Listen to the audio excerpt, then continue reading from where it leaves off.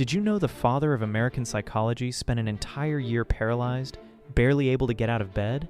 William James was 28 years old and falling apart. He couldn't work. He couldn't think.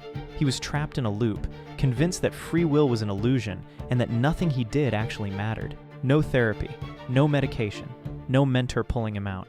Just a journal and one quiet decision. He wrote that for exactly 1 year, he would act as if free will were real. Not believe it, not prove it, just act on it, like a scientist running an experiment. That was the whole move, and it worked. He climbed out. He built a career. He created pragmatism, the idea that a belief is true if it produces real results in your life.